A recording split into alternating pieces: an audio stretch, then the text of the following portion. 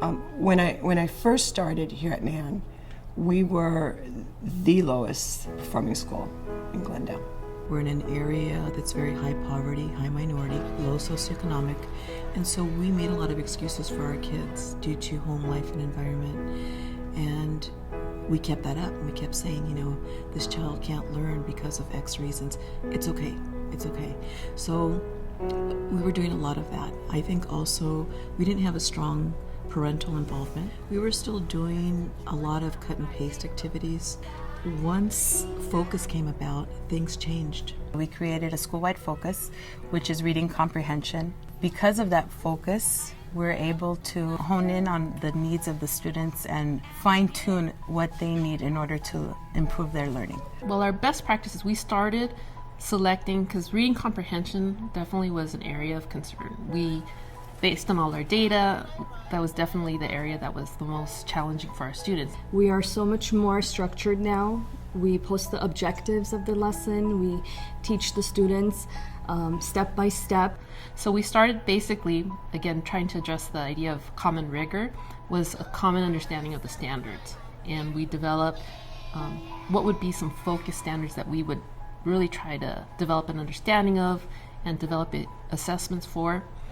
Then we also selected engagement, because many of our students were good listeners, or we assumed they were good listeners, but they were passive in the classrooms. So it was really hard for us to know, are they involved? So another best practice was focusing on engagement, getting students involved in learning. Teacher collaboration is key.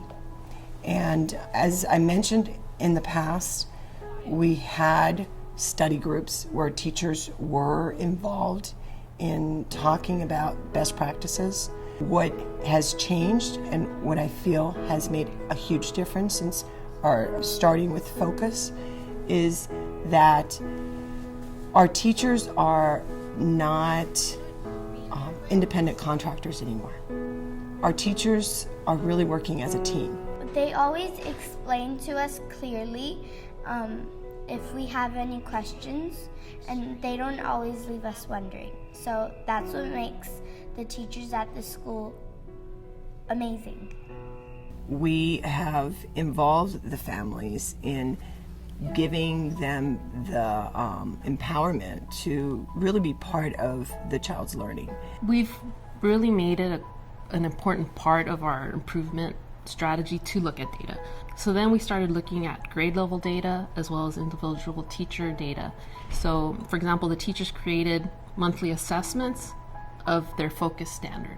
And with the focus standard, so then they'll report how many students were proficient. As a grade level, what was our score? So they're constantly comparing, how did we do on the standard last year versus this year? But we've seen a lot of student growth, not only in percentages and numbers, but we've seen student growth in them taking ownership of their learning. I think as far as the role of the principal, I am blessed with very talented people. And my role is to move them along together as a team. We set goals every week to achieve our bigger goal. One example would be to get an AR points. One would be to read 30 minutes or more. And the third one is to always listen and always be engaged what your teacher is doing. It helps you to achieve your bigger goal in life. I want to be a brain surgeon when I grow up. All this hard work is worth it because when you see the students' reactions in class on a daily basis to what they've learned, what they've accomplished, how far they've grown, you feel a sense of accomplishment yourself. The reason that we do what we do here at school, at any school, is because of the students, and we want the best for our students. The students that we serve deserve the best, and therefore our role is to give them the best.